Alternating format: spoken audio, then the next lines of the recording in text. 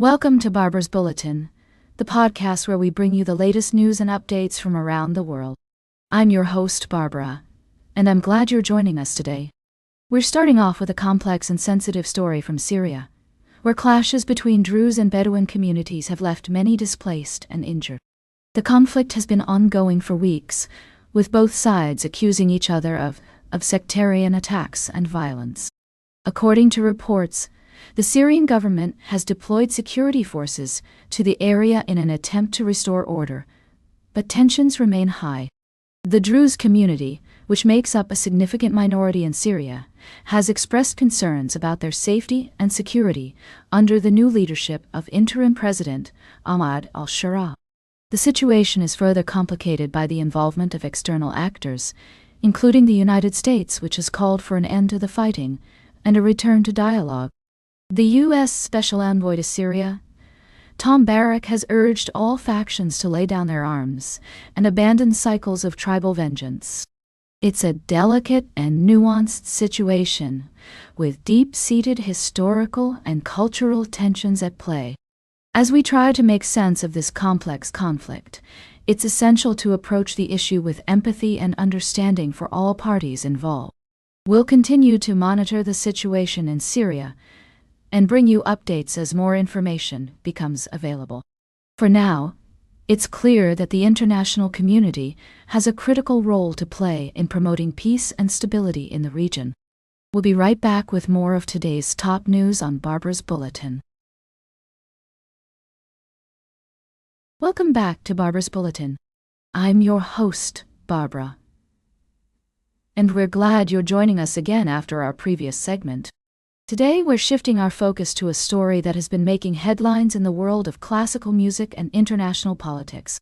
The Italian government has cancelled a concert by renowned Russian conductor Valery Gergiev, who is known for his close ties to Russian President Vladimir Putin. This decision comes after widespread outcry from thousands of individuals, including Nobel laureates, politicians, and activists, who signed a letter objecting to Gergiev's performance. The concert was scheduled to take place on July 27th at the Reggia di Caserta, a former Bourbon palace near Naples, as part of the Unistate Dari Festival.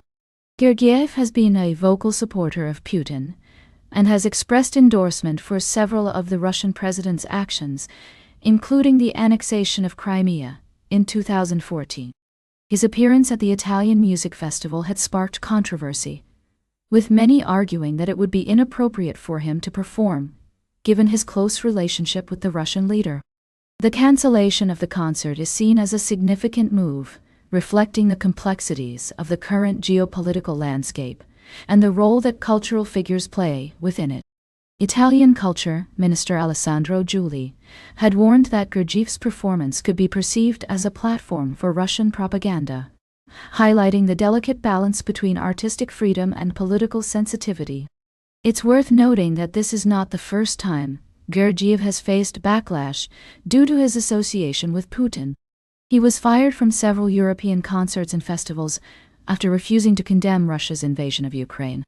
The international community continues to grapple with how to navigate these issues, ensuring that artistic expression is respected, while also considering the broader implications of such events.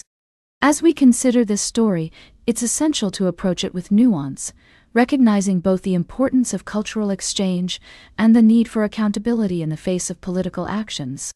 The cancellation of Gergiev's concert serves as a reminder of the interconnectedness of politics, culture, and society, and the ongoing challenges of promoting artistic freedom while addressing concerns over propaganda and political allegiance.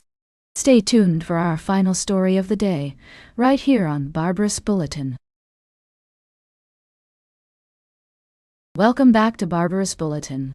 As we wrap up today's show, I want to bring to your attention a story that has left me with more questions than answers. The situation in Gaza is complex, and the humanitarian crisis unfolding there is nothing short of devastating. We've all heard the reports of violence, destruction, and displacement, but what's often missing from the conversation is the human side of the story. That's why I want to share with you an interview that caught my attention, featuring a doctor who has been working in Gaza for years. This doctor, who has chosen to return to Gaza time and time again, despite the dangers and challenges, paints a vivid picture of the desperation and suffering that many people are facing.